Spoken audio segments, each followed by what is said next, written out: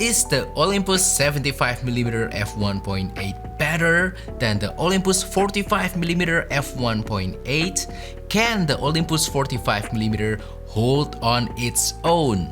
Hey friends, Gary here. Welcome to today's video, and today we are going to compare between two favorite Olympus portrait mid-telephoto lenses, the Olympus 75mm f1.8 and the Olympus 45mm f1.8. Now I hear a lot of people always saying that the 75mm is the better lens for everything because it has longer focal length, it has large aperture, it has better build quality, while the 45 is more like a beginner lens. Is that true? We are going to test that hypothesis in today's video.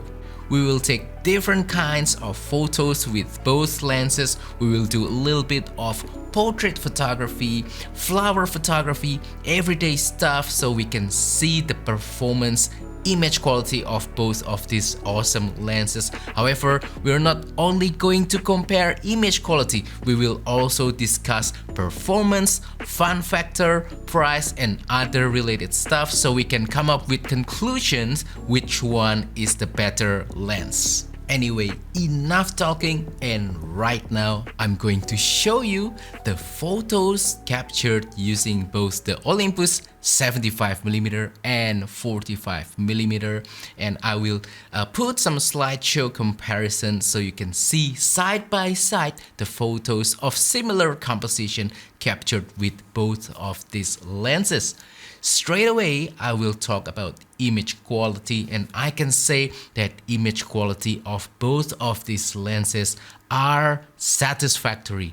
The 45mm provides sharpness, detail, contrast, colors that look so good.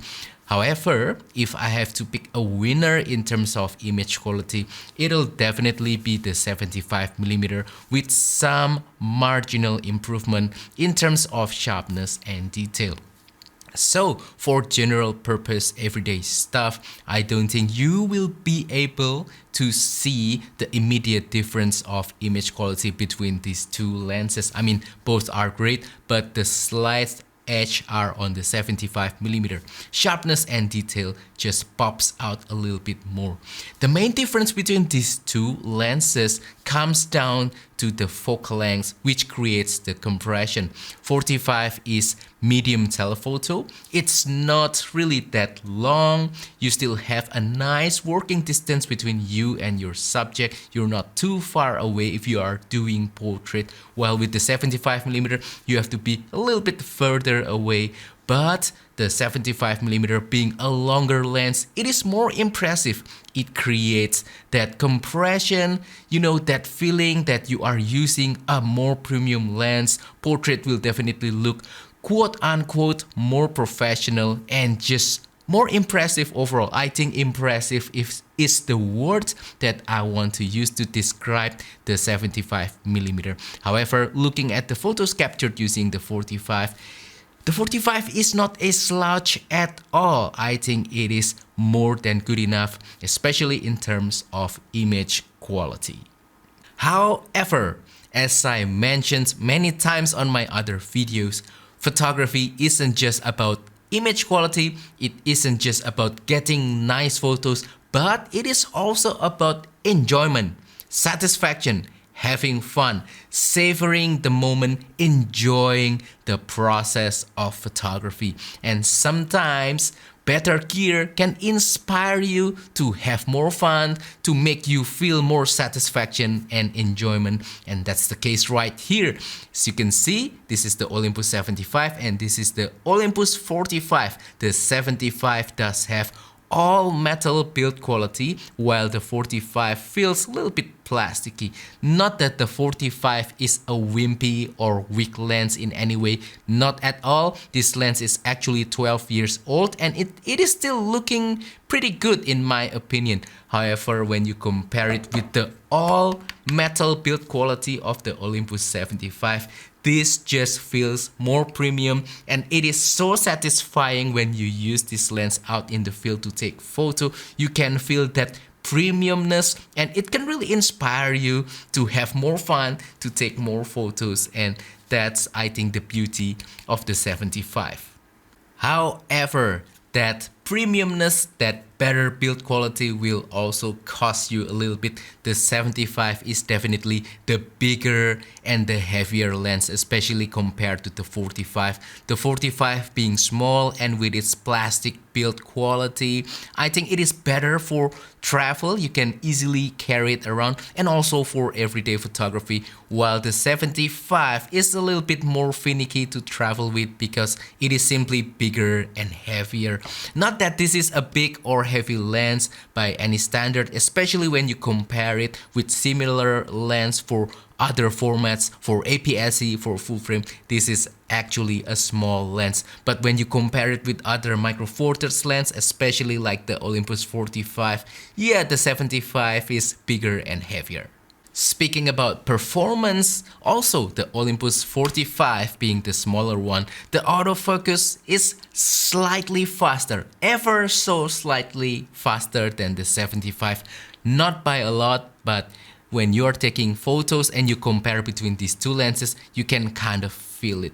Not that the 75 is slow like the 20mm Panasonic Lumix lens, not at all. This is still fast, this is still accurate, but you have to understand that as you can see, the glass elements on this lens is just so much bigger than the glass elements on the Olympus 45. So the glasses need to move around a lot. It has a lot of weight that will definitely affect the autofocus. But yeah, speaking about autofocus, 45 is the winner by a margin.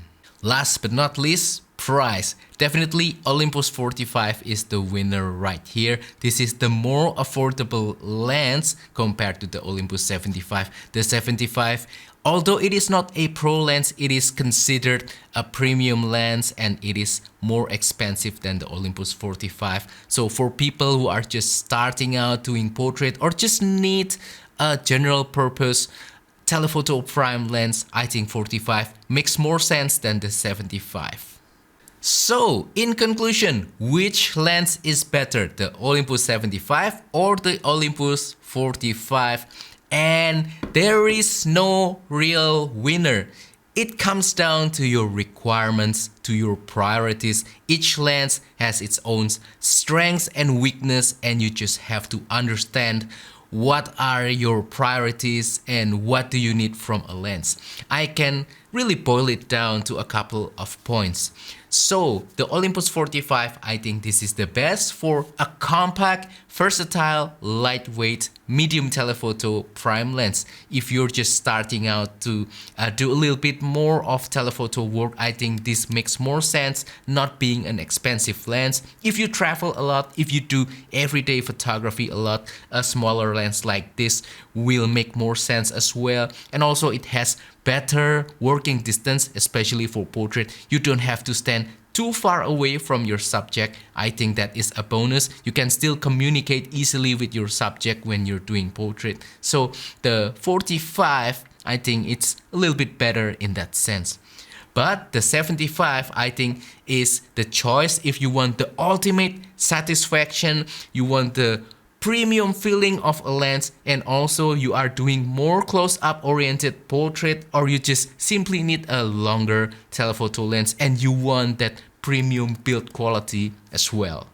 Anyway, enough about me. What about you? I also want to learn and hear from you. Which one will you choose? The Olympus 75 being longer, but it has better build quality even though it is more expensive, or the Olympus 45 being the more affordable one, still can produce great image quality, but it is lightweight and it is compact. Which one will you choose? Let me know on the comment down below. I always love to read your comments and to learn from you. But anyway, that's it for today's video. Hopefully this comparison between the 75 and the 45 is interesting entertaining, fun, and also inspiring. So don't forget to support my channel by liking this video, sharing this video, subscribing to my channel down below. If you want to support my work even further, consider becoming a member of my Patreon. Check out my latest travel photography video course called Simplifying Travel Photography. Use the affiliate links on the description below or use the super thanks button to make a small donation to my channel. Thank you very much, and I will see you on the next video. Goodbye.